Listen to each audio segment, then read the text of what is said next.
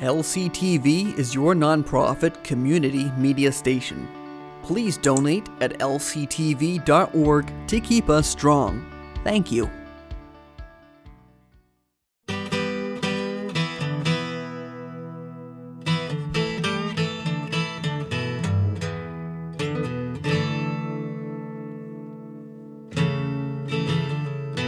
Hello everyone and welcome to this week's version of Talkin' Town Talk. I'm your host Larry Seidlinger for LCTV, and today we've got something special going on because we're in the Jam Cave up here in Noblesboro, and with me is two of our great musicians, Ben Shute to my right and his partner, and I want to make sure I say it right, Brandon Stallard? Correct. By golly, I got that right. And we're going to talk about their new band, or I guess they've been around a little while, called Crying Out Loud. Gentlemen, welcome to Talkin' Town Talk. Thanks for having us. Ben, you're a veteran of this. You, many years ago, if folks at home that are watching LCTV will see Ben on when it was you and Livy and Nick Finney and there's a couple other Nick locals Finney in was there. playing the bass, the stand-up bass there. Yeah. And you guys had a lot of fun. You did a lot of shows at LCTV. Yeah. And that must have been 10 years ago now. Oh, but, at least. You're getting old, Ben. But, yeah, I know. Well, let's do this again in 10 years. So, Brendan, we know a little bit of Ben's history, but we don't know too much about you. Where's your background? Where are you from? I actually moved up here from Virginia about 5.5, almost 6 years ago. You saw the light. Saw the light. Yeah, we came up, one of those come up for vacation and never leave. It was kind of like that. Yeah, we came up and fell in love and never went back. In your musical journey? So I grew up a family of musicians. My father's a lifelong player, and I've been playing, since this big. And it was funny because when we moved up here, my wife had a job opportunity, and my whole life was in Virginia. I'd never really been anywhere else. And I remember having a conversation with her, going, "Look, we're leaving everything, to come up." And I said, I will do it. It's going to be great. I said, I got one condition. I'm just going to smoke cigars and play the blues. And she's like, all right, let's do it. So I said, I'm in. You're in. And so, Ben, you've been playing a long time. What was your musical influence? Get started. Pretty much mostly from my dad, just playing music at home. And he was the piano player in the local church. But he was a blues piano player at church. He eventually kind of brought me into the fold playing at church with everybody else on guitar, except we were doing a little bit differently than the other kind of denominations. We were adding a little bit of blues into the church service. Rhythm, really giving them some rhythm. Yeah. Put some, have some soul, So I was playing blues in church from a pretty young age, and that just that's really started the journey to get to now. That got you with the nickname now called the Blue. Now, yeah, exactly. And I think at that point, that helped me not only learn about music, but also learn about how to. Every Sunday was kind of like a gig, You had to rehearse and practice, and you're playing in front of 500 people, and I was a deer in the headlights for a while there, but got used to it. And Brandon, how did you get started? You said you came from a family of musicians. How young were you when you got going? You both play wicked guitar. Thank you. I was really young. There's pictures of me, crawling into my father was a drummer. And we've got family photos of me crawled inside of his bass drum, curled up in the blankets and stuff. So, he tried to teach me guitar and stuff when I was like 7, 8 years old, and I just wasn't having it. And I remember I went and saw Back to the Future. I was about 13, and I came home and I was like, that's it. I want to do that. And he's a drummer, but he played a little bit of guitar, and he showed me a handful of chords. And I remember he'd show me stuff, and I'd run upstairs and practice, and a day or two later I'd come down and show me the next thing, and this went on for a month or so. And then I remember one day I came downstairs and he goes, I'm out. I'm a drummer. I got I got nothing. You got the 7 chords that I know. And I was like, well, what do I do? And he goes, he said, if you want to be a good player, he said, just go buy blues records. And I had no idea. I went into the record store and came out with a bunch of Freddie King and Albert Collins and never looked back. Those are two good guys to follow in the footsteps. Right, just accidentally, grabbed a couple of the greats and never never looked back. I fell in love with the blues. I love plenty of other stuff, but the blues took hold real early. Who's your biggest influence in the blues? There's one person that you modeled your playing after. Right. I mean, I got to, from early on, Lightning Hopkins and Muddy really just kind of stuck out as like, oh, that's it. And then there's many who have kind of taken it like further from there. And obviously when I heard Stevie Ray Vaughan, I was like, wow, it was like seeing lightning for the first time or something. You're like, that's great. I want to see some more of that. So from there, and obviously Jimi Hendrix as well, which kind of took a little bit different. It's blues, but pretty ripping type stuff. So who was your biggest influence, man? I would have to say Stevie. I mean, I was at the age, where you're at the most influenced, when he hit the big time. So it was like, wow, this is the, Anybody that plays guitar has been influenced by Steve Ray. Absolutely. Right. From that moment on, that's the if you're not influenced, you're at least in awe of him. Absolutely. Anyway, now you guys are doing this professionally now, full time. Yeah, pretty much. full time. Are trying to anyway. You're traveling all around Maine and in New England. Yep. What's the future? Hopefully you don't know. Hopefully more of this. I mean, Yeah. we're on our way we're out of state for today. We're stopping and doing this, and this is kind of the direction. This is what we've been building to, and we would hope that the having an album out is going to just perpetuate that. So let's talk about this album. You guys have cut a CD, and you've got a pretty famous guy that worked with you on that a little bit. Talk to us a little bit about that. Tell the folks at home about this fella. Go ahead, Ben. Well, yeah.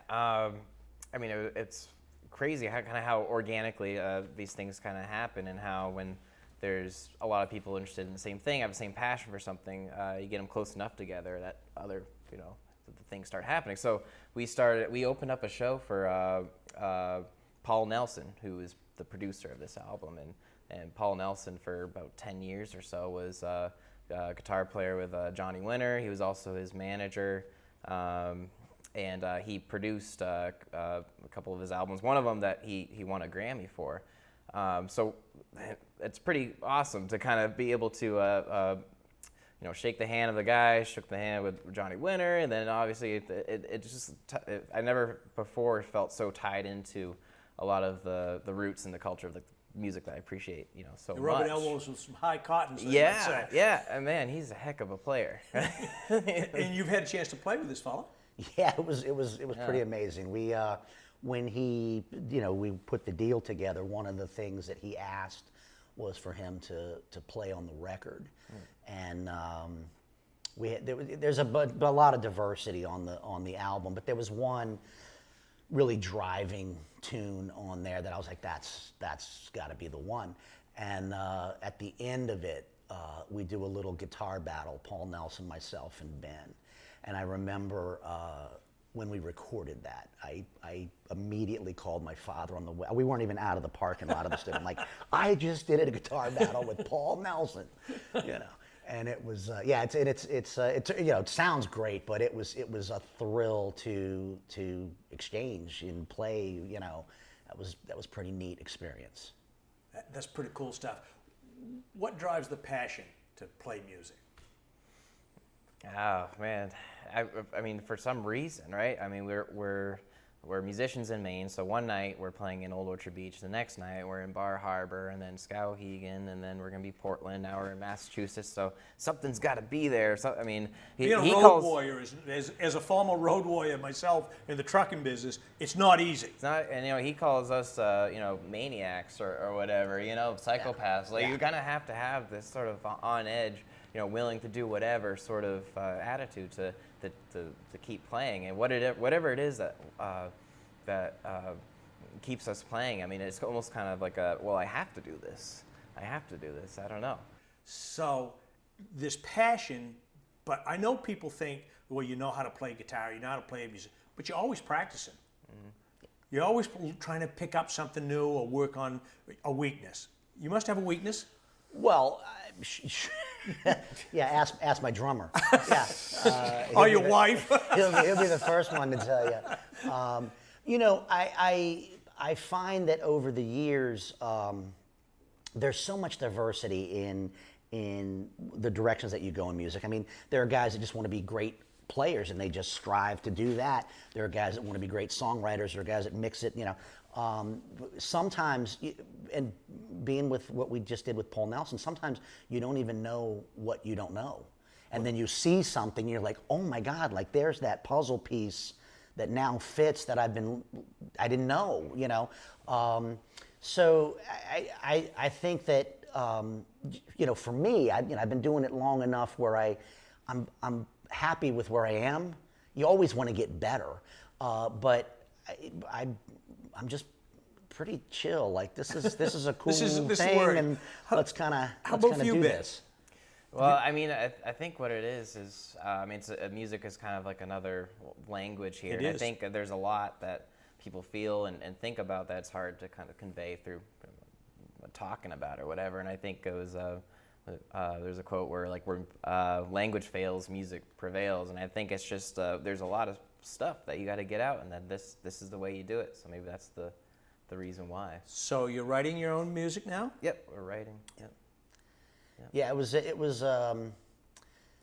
was a wonderful experience. I mean, I knew this is a direction we wanted to go in. You just had to have the right guys. You know, you have to make sure that you know, this is the crew, and one of the key elements there was having folks that you could sit down and go, okay, you know, here it is, but you know, we got to do some stuff. We got to take it from here to here. And the band was just awesome at that. I mean, like we had homework assignments constantly on these songs, and it was stuff like, you know, let's add layers, add hooks within hooks. You know, let's really focus on intros and outros, and you know, you can take the blues has been around forever and it's been done forever, and it's the, you know, the challenge is not writing the blues song. The challenge is making the blues song sound nothing like every other blues song ever, you know, and I think that was one of the great moments, because I was finally with a crew that it's like they're doing it. They get it, and they're on it, and they're calling me and they're showing me and they're sending me videos, and you know, middle of the night I would bing, and I'm like, what is it? And it's Ben, and he's going, look at this little thing. You know, it's like, wow, you know, that's how you know. It's like, that's the guy. That's the team. That's who we need, and it comes out on the album. There's a million little things that I'm like, I never would have thought of that, and that was so great that they did it. And it, you know, again, the bass player, drummer, Ben, you know, everybody that was involved had such a major contribution. It wasn't like it just came from one thing, and even Paul Nelson, it wasn't even like he just went, no, this is what you do, and that's it. Everybody in the band was pushing to create, and that was the best part of it. That was the best environment to be in. So I haven't seen you play live yet, but I'm going to in the near future. But have you got this fella singing yet? I keep asking for a mic, but No, I won't let him sing. If he starts singing, I just say, if you start singing, I'm going to choke you. He's too good at guitar. Well, then he's going to start singing too.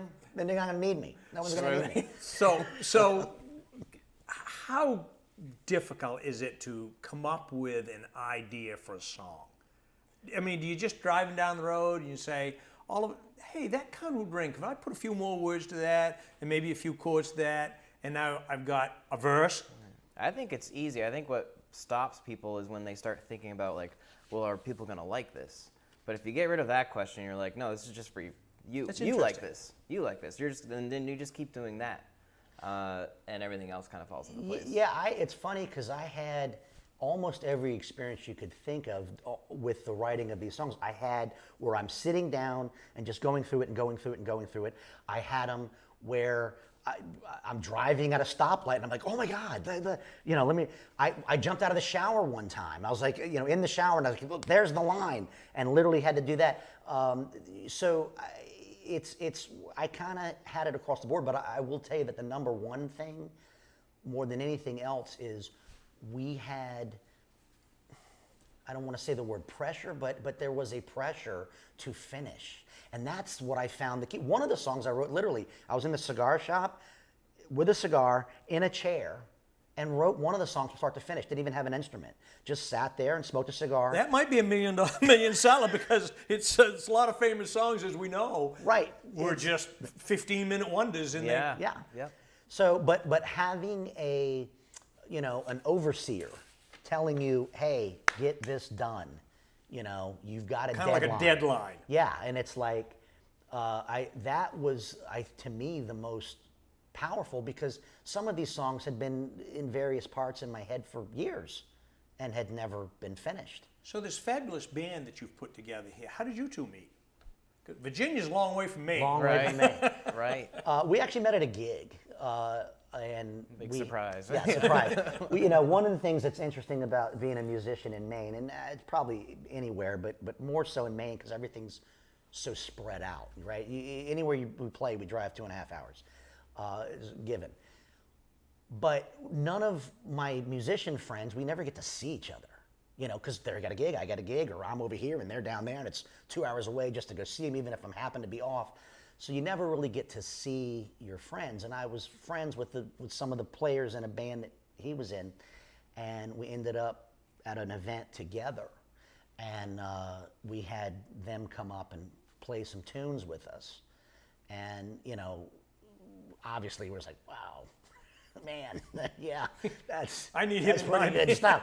But at the same time, I think Ben, not to speak in for him, but I think he saw like, oh man, these guys are kind of doing the stuff that I'm super interested in doing. So talk to us about the great drummer and bass player. Who are they? So Jim Frattini is our bass player, and it's great. He's one of these guys that we were talking about the maniacs. He takes gig after gig after gig. He's all over the place. If he's not with us, he's playing somewhere. He's the hardest working bass player Yeah, in Maine. it's unbelievable. He doesn't know enough to say no either. He will Yeah, not. exactly. He That's it. won't You say don't know no. enough to say He's not no. going to say no. But we got with Jim based. It was funny. He was a fill-in, and I called him and said, "Hey, I need a fill-in," and because we're a really busy band. I mean, we got a lot going on schedule-wise. So he gets on the phone with me, and I'm like, "Yeah, I need a fill-in." And he's like, yeah, you got a couple dates. I'm like, yeah, and I start rattling them off, and I give him like 35 dates, and he's like, 30, like that's not a fill-in. I'm like, yeah, it is. I'm like, you're actually one of 4. Yeah. Because we had so many dates to fill in, but and he started off that way, right? But we did so many gigs, and we traveled well together, and just had a good time, and it's right, being in the band, half of it is, does everybody get along, and is anybody crazy? And, so, You're all yeah, we're able to check all that those boxes, right? The right kind. Yeah. But yeah, we playing the kind of music that he liked. We were busy enough and doing the things. And by the way, Jim was very interested in doing originals. I mean, that's one of the first things he said. He won't play some doing covers forever. Covers and ever. forever gets old. Right. I'd like to be in a band that's pushing and trying to bring new music out. So that was, I think, one of his huge hooks to join in. And then, like I said, the band we just get along so well. And your drummer? Jeff Glidden, who has been playing in Maine since Maine, I guess. I don't know. He's been a long time. Another older than dirt, huh? Yeah, another one of these guys. And kind of like Jim, he's a gigaholic, and he's constantly playing. And it's sort of the same thing. It was started off as like a little fill-in thing, and that's what happens, right? You quickly go, well, these guys are doing, 90 to 100 gigs a year. It's like I can count on this, and then that If starts. you're a musician. Correct. That starts the process, and same thing. I mean, if we're not playing, Jeff is playing somewhere else. Yeah, but and just we knew right away as soon as he got in, especially the two of them together. That's the rhythm, that's that feel, and just great stuff. I mean, it's so movable, and just a wonderful, wonderful place to play over top of. That's the key, finding your strong rhythm section, this kind of yin-yang sort of dynamic between drummer, bass player. if they don't get along or something's not working well there, then the whole thing isn't going to be built well. So for the folks at home, you ever get nervous for a gig? Every time, and you should be. Every time. You should be. Yeah, absolutely. Yeah, because it'll make you. I mean, you want to play your best, and you should always feel like there's something on the line, even if there's not. If we're playing for 3 or 4 people, it's like, well, it's even more pressure then, that I should be maybe trying something new in this less pressure type environment. So, Anxiety? yeah. Absolutely. Am I going to get there in time? Unload, load, like what's going on? Is the equipment going to work? And we're playing in, February, and it's, -10 outside, and And you're all you're alone at 2 driving, o'clock white in the knuckle morning, driving. driving the roads of Maine. Yeah. Not a lot of fun if something happens. Yeah, that is true, especially the winters out here. It's amazing. We'll be on the road and you won't see a car for an hour and a half. Yeah. Your favorite venue to play? Oh, we can't say that on TV because Yeah, then I know. we tell every single venue It's when we go okay. to, you guys are our favorite. This is our favorite place to play. So we're in the Jam Cave in Noblesboro. That now is your favorite place This to is play? the best, man. We haven't even This is we haven't the played here yet, but greatest. I this is the cannot best. wait. Yeah. But seriously, big venues, I'm sure, are different than smaller venues where the intimacy of a smaller venue is kind of nice. Yep. And you probably know a lot of the people in the crowd. Yep. You've got a following. How long has the band been together? That's a good question. So this iteration of the band has been about just over a year, maybe? Is that Yep, just right? about- yeah, a year, Just couple over months. a year. The band has been around for about 5 years. But that's one of the things, right? It goes from open mics Oh, yeah. to collecting players to losing and back and forth, and a lot of transition and stuff. And that's the key, is finding the right guys. And at this point, it's been about a year, which is interesting, right? Because it's like, if you think about it, like by the time we had the right crew, within 4 months, we're recording an album, right? It's like, that's the key, is to find the players that work, that work within the group and make those things happen. Because very quickly, as soon as you had that right combo, you're on your way. That's good stuff. We're going to see you at the North Atlantic Blues Festival someday? Probably. Yeah. I mean, that's kind of it has to happen. That's got to be has the to goal happen. coming up next weekend. Yeah. You've played around a lot of places, Ben. I mean, I know a lot about Ben's career because he's a local guy. He's one of us, Brent. That's He's right. been around a long That's time. right. I've learned, no matter how long I'm here, you'll never actually be One of us. Right, you can't do it. But you've played with a lot of blues guys. Yeah, that have absolutely. come passing through. Yeah, and a lot of it, guys around here, and also going to different blues jams and whatnot, and a lot of those guys took me in because they saw did? whatever it was that was like, obviously this kid can't help but just like do it, So like, Well, I had I a remember passion seeing for this their- kid, a sophomore in high school, Yeah. playing with some pretty wild blues at the restaurant up in Damariscotta. And it was like, man, this kid is good. And he just sat in, never played with these guys. He sat in, and he's pretty good. I'm like, I got to get to know this kid. Who is this kid? So are you guys going south this winter on any kind of a tour or anything? So, Have you thought about that? no, that's been at the top of my list. It's better than the Bangor, Maine in the middle of Yeah. middle of You know, February. if it's up to me, right? As soon as it starts snowing here, we go down there and play, and then come back up here for the summers. But the way it's been explained to me is, as soon as the album comes out, we have people that are going to be looking into, where we're going, what we're doing.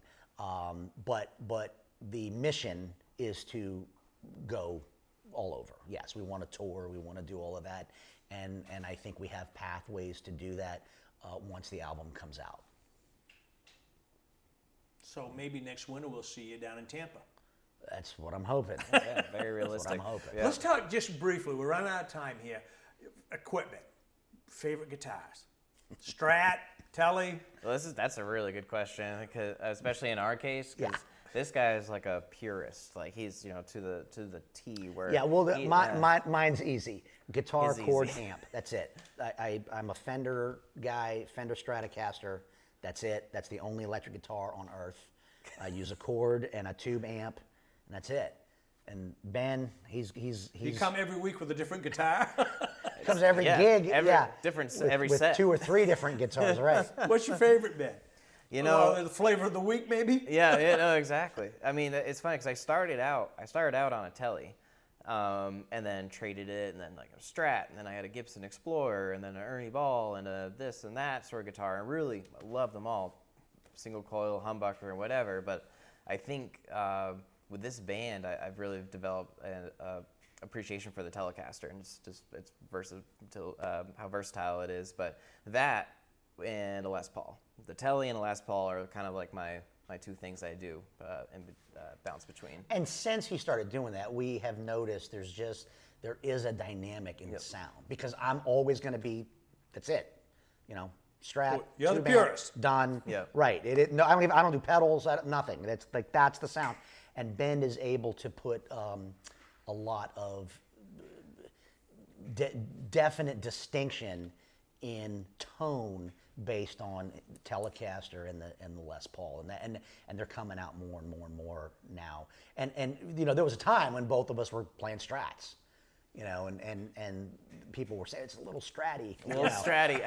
It's a word now. Yeah. Yeah, that was the word. Well, we're running out of time here. Is there anything here I've left out about, for crying out loud, that you want the folks at home to know? Just follow us on Facebook. We're going to release the album soon. The name of the album is called Play Loud and Smoke Often. I'm a cigar guy. There's a lot of cigar stuff in there. We're playing here. We're playing here on the 25th. And the CD should be out, late summer, early fall. Cool beans. And we'll have it in CD form and album. Sounds good. Gentlemen, thanks for sitting down. So, folks, this version of Talkin' Town Talk is now in the books. We've had the special pleasure of meeting our friend Ben Shute. He's a local boy from Noblesboro, and his friend Brandon Stallard. Have I got that right? Stallard? Correct. They are from the band Crying Out Loud. I'll get that. I keep wanting to say Crybabies. You wish, maybe. That's catchy. But Crying Out Loud. It's been a lot of fun here. We've been in the Jam Cave up here in Noblesboro, and we thank you for watching this version of Talkin' Town Talk. We'll be back next time somewhere, somehow. We don't know where, but join us every Saturday night. Thanks for watching.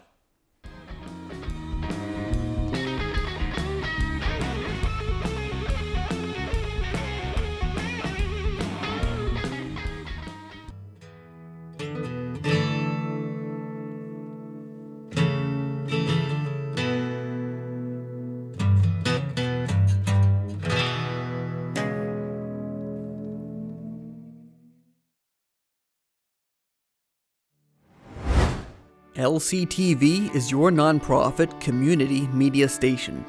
Please donate at lctv.org to keep us strong. Thank you.